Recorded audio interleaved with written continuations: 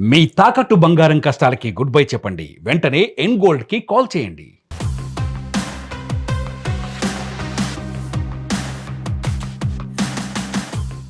పెదవి దాటే వరకు మాటకు మనం అధిపతిమి, పెదవి దాటిన తర్వాత మాట మనకు అధిపతిగా మారుతుంది అంటారు.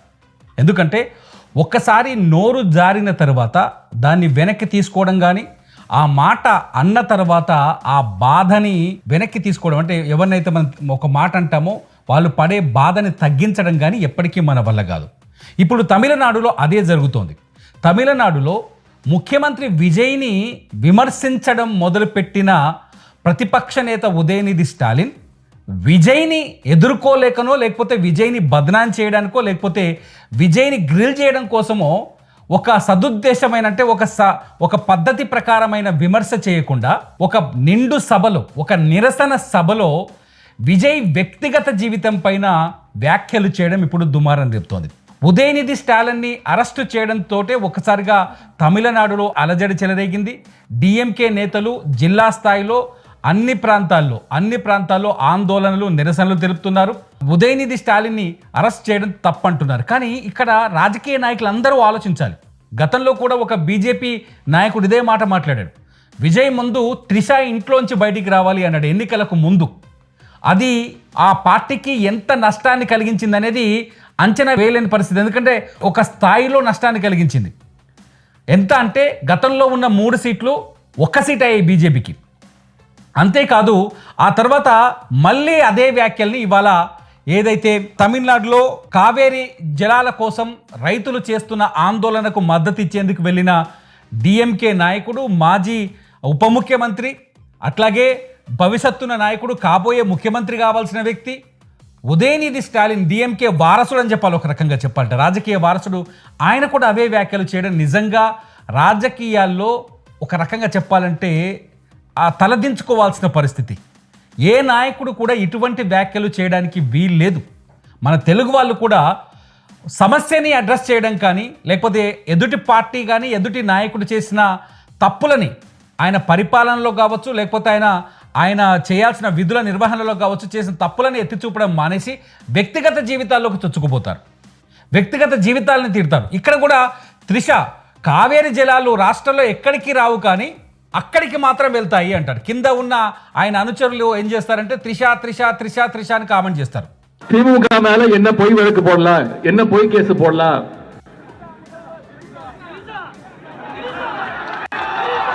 எங்க தண்ணி வருதோ இல்ல அங்க தண்ணி வரணும். ఆ కామెంట్స్ని చూసి ఇక్కడ ఒక మహిళ ప్రస్తావన రావడం తప్పు, మీరలా నినాదాలు చేయడం తప్పు అని చెప్పాల్సిన ఉదయనిధి స్టాలిన్ ఒక చిరునవ్వు నవ్వి నీళ్ళు రాష్ట్రంలో ఎక్కడికి రాకపోవచ్చు కావేరీ నీళ్లు, కానీ అక్కడికి మాత్రం తప్పనిసరిగా వెళ్తాయి. ఎంత జుగుప్సాకరమైన వ్యాఖ్యలు ఇవి. ஆனா இன்னைக்கு ஒரு சொட்டு தண்ணீர் கூட வரல. ஆனா இதை பத்தி இன்னைக்கு இருக்கக்கூடிய முதலமைச்சர் வாயை திறந்து பேசுறாரா? பேச மாட்டேங்கிறார். அவருக்கு இருக்கக்கூடிய ஒரே கவலை என்ன? திமுக மேல என்ன போய் வழக்கு போடலாம், என்ன போய் கேஸ் போடலாம்.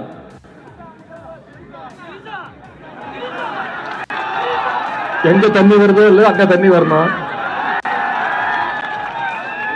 జుగుప్సాకరమైన వ్యాఖ్యలే కదా.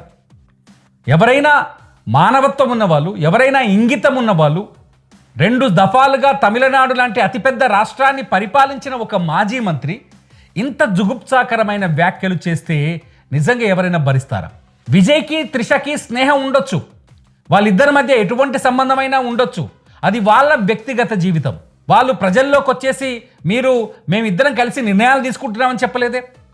ఏనాడు విజయ్ ముఖ్యమంత్రిగా బాధ్యతలు స్వీకరించిన తర్వాత ఏనాడు కూడా త్రిష సెక్రటేరియట్కి రాలేదే, ముఖ్యమంత్రి వాహనంలో కూర్చోలేదే, ముఖ్యమంత్రి భుజాలపైన చేతులు వేసి కనిపించలేదే, ముఖ్యమంత్రిని ప్రభావితం చేసే ప్రయత్నాలు చేయలేదే.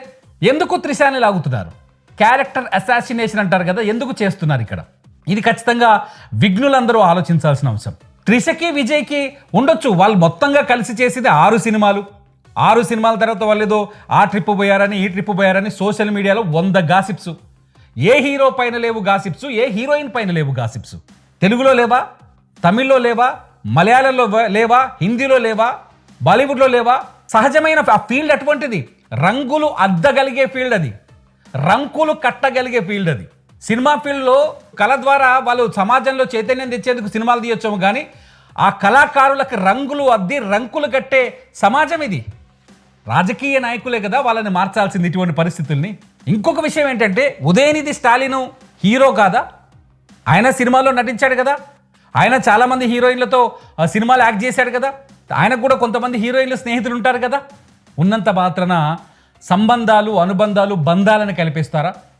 ఖచ్చితంగా ఈ సబ్జెక్టుని ఆలోచించాల్సిన అవసరం ఉంది. రంకు కట్టి ఒక మహిళ విలువ తీసే ప్రయత్నం చేయడం, ఒక రాష్ట్రానికి ముఖ్యమంత్రి ఉంటే ఆ ముఖ్యమంత్రికి ప్రతిష్టని దిగజార్చే విషయం. అందుకనే ఉదయనిధి స్టాలిన్ ఇవాళ అరెస్ట్ అయ్యాడు. ఎక్కడైతే తను మాట్లాడారో, ఏదైతే కావేరీ జలాల వివాదంలో తమిళనాడులో ఆయన ఆందోళన చేసేందుకు వెళ్ళాడో, నీలగిరి అనుకుంటా ఆ జిల్లాలో ఆయన ఆందోళన చేసేందుకు వెళ్ళాడో, అక్కడ మహిళా నాయకులు, టీవీకే మహిళా నాయకులు ఉదయనిధి స్టాలిన్ పైన కేసు పెట్టిన వెంటనే చెన్నైలో పోలీసులు ఆయన అదుపులోకి తీసుకొని ఆ జిల్లాకి తీసుకొని పోవడం, దాన్ని మళ్ళీ వీళ్ళు ప్రచారం చేసుకోవడం, మా నాయకుడు గొప్పగా అరెస్ట్ అయ్యారు, మా నాయకుడిని అన్యాయంగా అరెస్ట్ చేశారు, ఖండిస్తున్నాం, ఇది ఒక జోక్. ఉదయనిధి స్టాలిన్ అంటాడు నా అరెస్ట్ ఒక జోక్. మరి మీరు మాట్లాడింది ఏంటి? నిజంగా ఏమైనా ఉండొచ్చు వాళ్ళ అనుబంధం, ఏమైనా ఉండొచ్చు వాళ్ళ సంబంధం. ఆ సంబంధాన్ని ఒక నిండు